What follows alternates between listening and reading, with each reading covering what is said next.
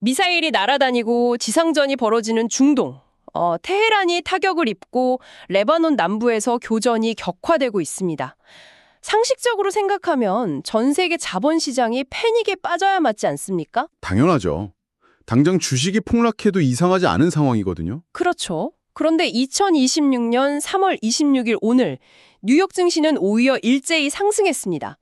국제유가는 심지어 2% 넘게 떨어졌고요. 네, 정말 기이한 현상이죠. 거기다 국내 코스피는 무려 5,642를 넘겼고 환율은 1,503원이라는 아슬아슬한 수치를 가리키고 있는데 비트코인은 1억 6천만 원 소를 돌파하면서 그야말로 폭주하고 있습니다. 와, 도대체 지금 시장은 우리가 보지 못하는 어떤 은밀한 뭐랄까 시그널을 보고 있는 걸까요? 이게 시장이 지정학적 유혈 사태라는 거대한 리스크를 의도적으로 무시하고 있는 현상으로 봐야 합니다. 의도적 무시요? 네, 눈앞에 폭탄이 떨어져도 그 폭탄이 자신의 장부에 직접적인 마이너스를 찍지 않는 한 철저하게 외면하는 아주 완벽한 자본의 비정함을 보여주는 사례인 거죠. 아, 자본의 비정함. 오늘 고객들과의 중요한 만남을 준비하고 계실 대한민국 보험 영업인 여러분 환영합니다. 네, 반갑습니다. 오늘 저희가 준비한 심층 분석의 미션은 분명합니다. 단순히 2026년 3월 26일 오늘의 뉴스를 나열하는 게 아니거든요. 그렇죠. 그냥 단순한 뉴스 브리핑은 어디서든 들을 수 있으니까요. 맞습니다. 이 모순투성이인 세계 경제와 국내 정치, 그리고 무너지는 사회 시스템의 이면을 쭉 파헤쳐서 여러분이 오늘 당장 상담 테이블에서 고객의 다친 마음을 열 수 있는 그런 날카로운 인사이트를 드리는 거죠. 네, 리스크 관리의 진짜 이유를 설명할 수 있는 확실한 무기를 쥐어드리는 게 목표입니다. 자, 그럼 본격적으로 하나씩 풀어볼까요? 좋습니다. 어디부터 시작해볼까요? 먼저 이 기이한 시장 상황부터 짚어봐야겠습니다. 방금 자본의 비정함이라고 하셨는데 우리 정부는 지금 전쟁 장기화에 대비해서 엄청 바쁘게 움직이고 있잖아요. 네. 청와대 비상경제상황실에 범정부 비상경제본부까지 가동했죠. 그러니까요. 막 원유 비축 물량 도입하고 추경까지 추진하는 국가 비상사태인데 시장은 대체 왜 이렇게 평온한 건지 저는 진짜 이해가 안 가거든요. 그게 금융시장의 가격 결정 메커니즘을 좀 이해하셔야 되는데요. 시장은 현재 고통보다 미래 해소 가능성에 훨씬 더 큰 가중치를 둡니다. 아, 미래 해소 관련성이요? 네. 지금 이스라엘과 이란이 치고받고 있지만 자본을 움직이는 그 스마트 머니들은 이미 종전 협상이라는 다음 챕터에 돈을 걸고 있는 겁니다. 그러니까 갈등이 최고조에 달했다는 건 역설적으로 곧 어떤 형태로든 타결이 이루어질 수밖에 없는 임계점이다. 이런 계산이 깔려 있는 거죠. 잠깐만요. 그건 좀 지나친 낙관 아닙니까? 이란이 호르무즈 협 주권 보장을 포함해서 5가지 까다로운 조건을 내걸었잖아요. 그렇죠. 미국과의 직접 대화도 거부했고요. 네, 거기다 백악관은 대면 회담을 열어두고 있지만 트럼프 대통령은 합의 거부하면 더 강력하게 타격하겠다고 으름장을 놓고 있단 말이죠. 당근과 채찍이 아니라 완전 채찍과 폭탄이 오가는 상황이죠. 맞아요. 이런 상황인데 이게 어떻게 종전이라는 희망적 시나리오로 연결된다는 건지 저는 여전히 납득이 잘 안 가는데요. 그게 겉으로 드러난 외교적 수사하고 실제 물밑에서 움직이는 돈의 흐름이 달라서 그렇습니다. 돈의 흐름이요? 어떤 이상징후라도 있었나요? 여기서 정말 흥미로운 점은 원유 선물 시장에서 포착된 이상징후입니다. 트럼프 대통령이 이란 공격 유예를 발표하기 직전이요? 네, 원유 선물 시장에서 어마어마한 규모의 매도 거래가 일어났습니다. 그 노벨 경제학상 수상자인 폴 크루그먼 교수가 엄청 비판했던 그 사건이군요. 맞습니다. 국가 안보 기밀을 이용해 사익을 챙겼다면 사실상 반역이다 이렇게 거세게 비판했죠. 와, 그러니까 만약 누군가 백악관의 군사적 결정 타이밍을 미리 알고 유가 하락에 베팅했다면 이는 전쟁과 평화라는 국가의 존망이 걸린 결정조차 거대한 자본의 내부자 거래 수단으로 전락했다는 걸 의미하는 거거든요. 세상에 시장이 평온한 이유가 진짜 낙관적이어서가 아니라 이미 결과를 통제하거나 미리 알고 있는 거대 자본들이 그 방향으로 베팅을 다 끝냈기 때문일 수 있다는 뜻입니다. 와, 진짜 소름 돋네요. 이건 마치 눈을 가린 채 외줄타기를 하면서 휘파람을 부는 격이네요. 폭탄 소리를 무시하는 줄 알았더니 아예 폭탄 스위치를 쥔 사람들 지갑을 보고 있었던 거잖아요. 아주 정확한 비유입니다. 자본의 씁쓸한 민낯이죠. 그런데 이 와중에 국내 시총 상위 기업인 SK 하이닉스가 자금 조달을 위해서 미국 시장에 ADR 상장을 신청했어요. 네, 이것도 시장에는 엄청난 호재로 작용하고 있죠. 근데 이 ADR이라는 개념이 뉴스에 자주 나오는데 정확히 어떤 메커니즘으로 기업과 시장에 긍정적인 건지 짧게 좀 짚고 넘어가 주시죠. 네, ADR은 미국 주식 예탁 증서의 약자입니다. 한국 기업이 미국 증시에 직접 상장하려면 미국의 엄격한 법과 규제를 전부 다 따라야 하잖아요. 그렇죠. 절차도 복잡하고 비용도 엄청 많이 들겠죠. 맞아요. 그래서 한국에 있는 주식을 기반으로 일종의 보관증을 만들어서 미국 투자자들이 쉽게 사고 팔 수 있게 해주는 제도입니다. 아, 그러니까 진짜 주식은 한국에 놔두고 이 종이를 사면 한국에 있는 우리 주식을 가진 것과 똑같은 권리를 줄게 이러면서 달러를 끌어모으는 거군요. 정확합니다. SK 하이닉스 같은 거대 기업이 ADR을 발행한다는 건 글로벌 인공지능 그 AI 반도체 경쟁에서 살아남기 위한 엄청난 승부수네요. 네, 천문학적인 규모의 달러 자본을 직접 흡수하겠다는 아주 공격적인 전략이죠. 미국 투자자들 입장에서는 환전이나 복잡한 절차 없이 그냥 자국 증시에서 하이닉스에 투자할 수 있으니까 돈이 확 몰리겠네요. 시장이 열광하는 이유가 바로 이 거대한 자본 조달의 효율성 때문인 겁니다. 결국 전쟁의 공포마저 집어삼키는 게 자본의 이익이네요. 그렇다면 영업인 여러분, 이 거시경제의 모순을 고객 상담에 어떻게 활용해야 할까요? 단순히 지금 코스피가 5,600입니다. 이렇게 리딩하는 건 아무 의미가 없겠죠. 그렇죠. 오히려 이 상황의 본질을 딱 찌르는 겁니다. 고객님, 지금 시장이 겉으로는 화려하게 오르는 것 같지만 그 이면에는 전쟁의 타이밍마저 내부자들의 돈벌이로 쓸 만큼 통제 불가능한 자본의 논리가 지배하고 있다. 맞아요. 그러니까 이 기형적인 롤러코스터에서 고객님의 자산을 안전하게 지켜줄 시장 상황과 무관하게 확정된 수익이나 보장을 제공하는 안전자산이 반드시 필요하다. 네, 변액보험의 포트폴리오 조정이나 안전장치들을 점검할 명분으로 아주 훌륭하죠. 이렇게 불확실성을 방어막 구축의 논리로 자연스럽게 전환하시는 겁니다. 거시적인 불안감을 개인의 리스크 관리로 연결하는 아주 훌륭한 화법이네요. 자, 이렇게 글로벌 자본시장의 큰돈 흐름을 봤으니 이제 시선을 국내로 한번 돌려볼까요? 좋습니다. 우리 지갑에 가장 직접적인 타격을 주는 정책, 구체적으로는 세금과 부동산 이슈로 넘어가 보죠. 네. 그런데 본격적인 이야기를 시작하기 전에 오늘 다룰 소스들의 아주 민감한 정치적 현안들이 포함되어 있습니다. 국정조사라 특검, 주요 정치인들의 실명 같은 것들이죠. 맞습니다. 청취자 여러분께 분명히 말씀드립니다. 저희는 이 방송에서 특정 정당이나 인물의 편을 절대 들지 않습니다. 네, 정치적 견해를 옹호할 목적도 전혀 없고요. 제공된 뉴스 브리핑 자료에 나타난 현상 그 자체가 우리 경제와 고객의 자산에 어떤 영향을 미치는지 아주 객관적으로만 해부할 겁니다. 네, 그 전제하에 한번 현상을 보죠. 최근 국회의원 재선 공개 결과가 발표됐잖아요.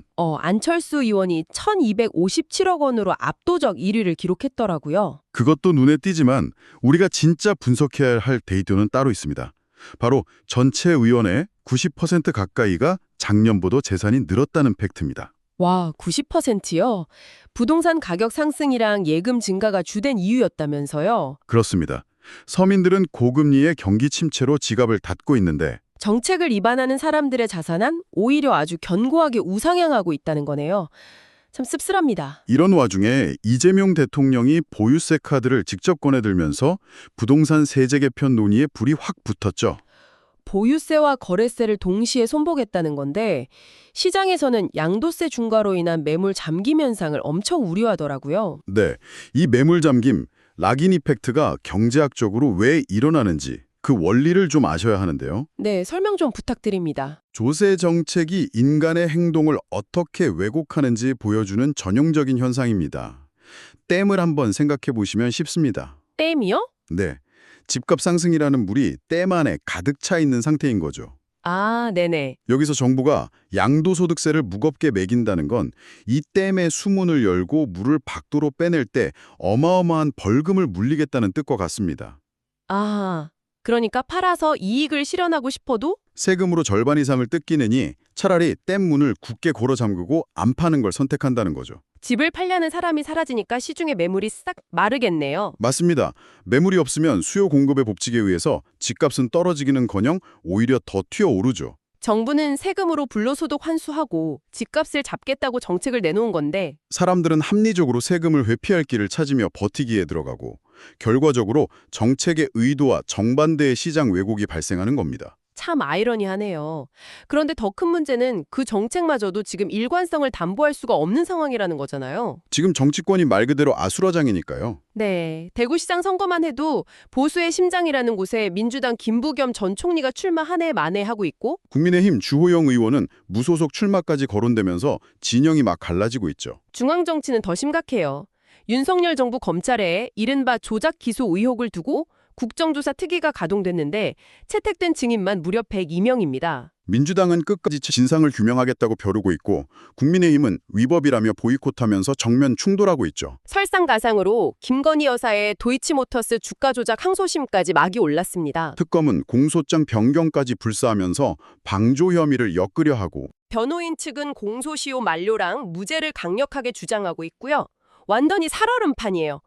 그래서 이게 결국 우리 고객들에게 무슨 의미일까요? 여야가 사활을 걸고 극한으로 대립하는 이 상황 자체가요.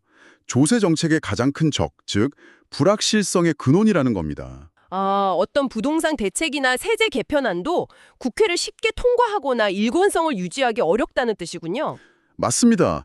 정권이 바뀌거나 선거 결과에 따라서 언제든 세법이 손바닥 뒤집히듯 바뀔 수 있다는 거죠. 그러니까 자산가들이 더더욱 지갑을 닫고 움직이지 않는 거네요. 세법이 어떻게 튈지 모르니까요. 네, 바로 그겁니다. 그렇군요. 영업인 여러분, 바로 이 지점이 상속과 증여 컨설팅을 꺼내 아주 강력한 명분이 됩니다. 큰 그림과 연결해보면 아주 확실한 접근법이 되죠. 고객님, 지금 정치권의 대립을 보십시오. 앞으로 양도세가 폭탄이 될지 보유세가 폭탄이 될지 아무도 예측할 수 없습니다. 이렇게 화두를 던지는 거죠. 이렇게 정책이 오락가락할 때 부동산만 쥐고 계시다가 갑작스런 상속이 발생하면 세금을 낼 현금이 없어서 부동산을 헐값에 금해로 던져야 하는 그 최악의 상황이 온다는 걸 어필하는 겁니다. 맞습니다.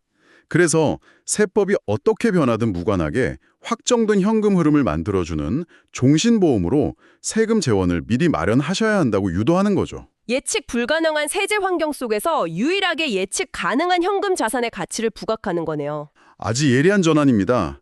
불확실성이라는 공통된 키워드로 시장과 조세 정책을 딱 관통하셨어요. 네, 그런데 이 예측 불가능한 행정과 정책의 빈틈이 그저 세금 계산의 문제로만 끝나면 다행이겠지만 실제 우리 일상과 부딪혔을 때는 생명과 안전을 위협하는 치명적인 결과로 나타납니다. 맞아요. 여기서 진짜 극명하게 대비되는 두 가지 국내 소식을 한번 연결해 볼 필요가 있습니다. 네, 어떤 뉴스죠? 저도 이 두 기사를 보고 실소를 금치 못했는데요. 정부가 중동전쟁 장기화에 대비하겠다면서 전국 공공기관 차량 오부제를 의무 시행했습니다. 그 첫날 뉴스 봤습니다.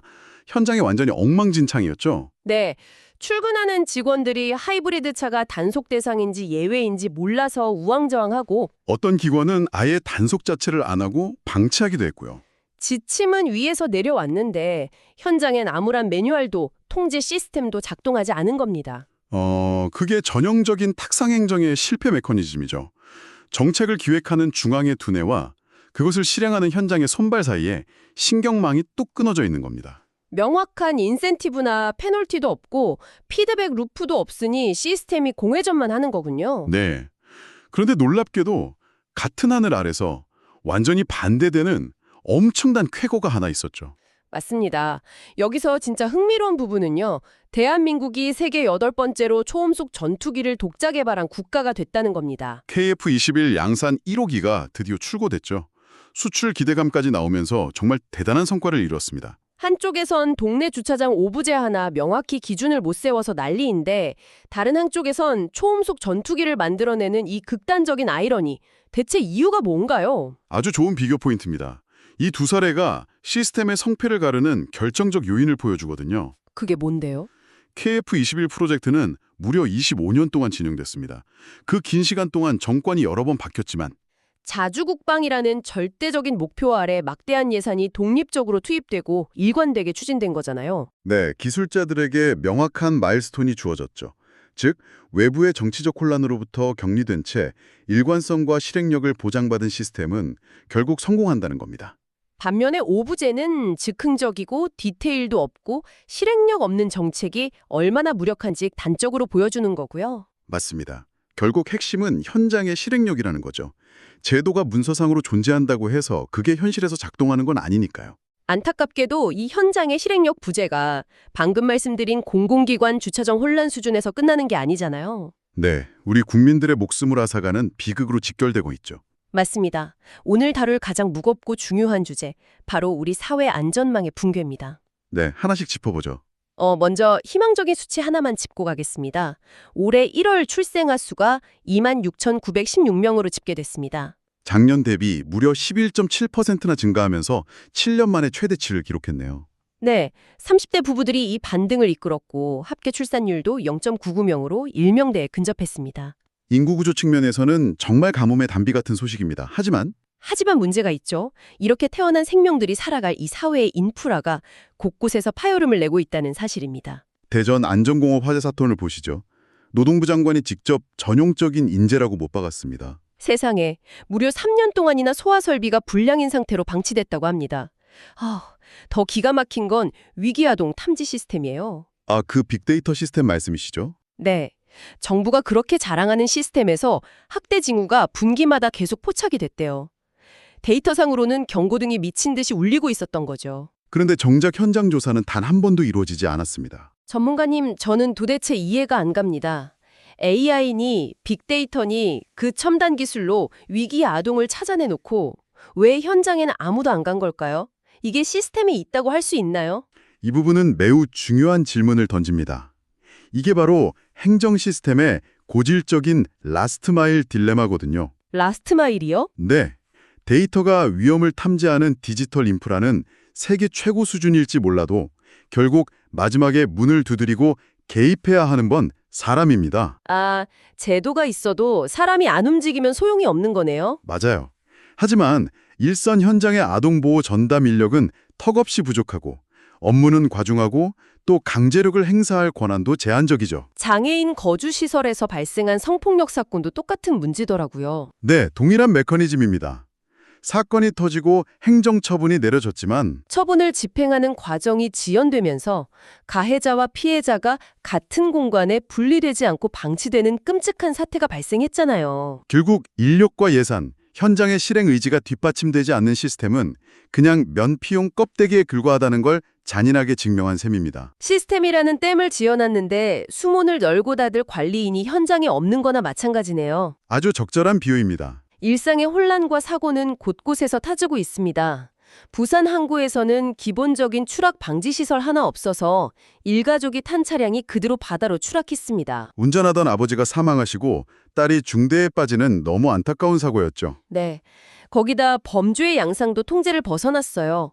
9년 만에 필리핀에서 압송된 마약왕 박광렬은 감옥 안에 갇혀서도 텔레그램으로 30억 원대 마약을 유통시켰고요. 서울의 한 멀쩡한 한의원 원장은 예비군 연기용 허위 진단서를 무려 600명한테 발급하다 적발되기도 했죠. 이런 뉴스들을 보면 참 답답합니다. 국가가 개인의 안전을 다 지켜줄 수 없는 건가 싶고요. 애초에 국가가 100% 보장해주는 시대는 없었지만 이제는 그 빈틈이 너무나도 넓고 깊어졌다는 뜻이죠. 여기에 날씨 같은 자연적인 리스크까지 더해집니다. 오늘 전국이 맑다지만 초미세먼지는 나쁨 수준이고요.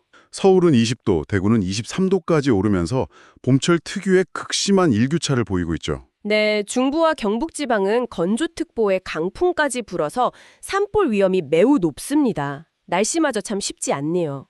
자, 영업인 여러분, 우리가 이렇게 무거운 사회면 뉴스들과 날씨 정보를 길게 다룬 이유가 있습니다. 맞습니다. 이 뉴스들이야말로 여러분이 오늘 당장 고객에게 화재보험, 운전자보험, 건강보험, 리모델링을 이야기해야 하는 완벽한 논리적 근거가 되기 때문입니다. 네, 아주 강력한 오프닝 멘트죠. 고객에게 이렇게 한번 말씀해 보십시오. 고객님, 3년이나 방치된 소화기, 울타리 없는 항구, 분기마다 경고가 울려도 아무도 찾아가지 않는 시스템. 지금 우리가 사는 세상은 제도가 우리를 지켜줄 것이라 믿고 방심하기엔 너무나도 위험천만합니다. 이 뚫려버린 국가의 안전망을 대신해서 스스로 방어벽을 쌓아야 한다고 강조하는 겁니다. 맞아요. 내가 나와 내 가족을 지키기 위해 쌓아 올리는 개인의 방어벽, 그것이 바로 보험의 진짜 가치입니다. 어떠신가요? 단순한 공포 마케팅이 아니라 팩트를 기반으로 접근하는 겁니다. 아주 설득력 있네요. 그리고 처음에 말씀하신 7년 만에 출산율 반등 소식은 자녀보험 상담하실 때 긍정적인 아이스 브레이킹 자료로 쓰시면 아주 좋겠습니다. 그렇죠. 분위기 밝게 띄우는데 최고죠. 결국 우리 주변에서 일어나는 모든 불확실성, 지정학적 위기부터 정책의 혼란, 일상의 사고까지 이 모든 게 결국 비용, 즉 리스크로 환산되잖아요. 네. 그래서 보험영업인은 그 거대한 사회적 리스크를 개인이 감당할 수 있는 숫자로 변환해서 해결책을 쥐어주는 진정한 리스크 매니저라는 걸 스스로 증명하셔야 합니다. 어느덧 심층 분석을 마무리할 시간이네요. 미국의 국부 벤자민 프랭클린이 이런 말을 남겼죠. 오늘 할 수 있는 일을 내일로 미루지 말라. 네. 경제지표의 변동성, 세제 개편의 불확실성, 그리고 언제 덮칠지 모르는 일상의 안전사고들을 분석해 보니까 위험에 대한 대비야말로 단 하루도 미룰 수 없는 오늘 당장의 과제라는 생각이 확 듭니다. 오늘 다른 내용들이 여러분의 상담 테이블에서 든든한 지적 무기가 되기를 바랍니다. 네, 충분히 훌륭한 인사이트가 될 겁니다. 자, 마지막으로 방송을 마치면서 여러분께 전혀 다른 각도의 질문, 좀 여운을 남기는 질문을 하나 던지고 싶습니다. 어떤 질문이죠? 오늘 우리는 인간의 탐욕이 빚어낸 시장의 모순, 엉성한 제도의 붕괴, 예측 불가능한 불확실성 시대를 치열하게 분석했습니다. 그런데 말입니다. 네. 만약 머지않는 미래에 초거대 AI가 도입되어서 이 세상의 모든 위험을 분석한다고 상상해 보시죠. 시장의 폭락부터 어느 건물 몇 층에서 불이 날지, 심지어 어느 골목에서 교통사고가 날지까지 100% 완벽하게 예측하는 시대가 온다면 와, 상상만 해도 엄청나네요. 그때 리스크 자체를 완벽히 통제할 수 있는 그 세상에서 보험이라는 제도는 과연 어떤 형태로 진화하게 될까요? 그리고 인간의 불안을 다루는 영업인이라는 직업의 본질은 어떻게 바뀌게 될까요? 정말 많은 고민을 하게 만드는 질문입니다. 아직은 그런 마법 같은 AI가 없기에 알 수 없는 내일의 공포에 떠는 고객들에게 유일한 안전망이 되어줄 수 있는 사람은 바로 여러분뿐입니다. 맞습니다. 기계가 사람의 마음까지 덜어줄 수는 없으니까요. 리스크가 사라진 미래의 보험은 과연 어떤 모습일지 오늘 고객을 만나러 가시는 길에 한 번쯤 상상해 보시기 바랍니다. 오늘 하루도 현장에서 여러분만의 흔들림 없는 가치를 증명하시길 응원합니다. 오늘 하루도 건승하시길 바랍니다. 지금까지 심층 분석이었습니다. 다음 시간에도 가장 예리하고 본질적인 인사이트를 들고 찾아오겠습니다. 고맙습니다.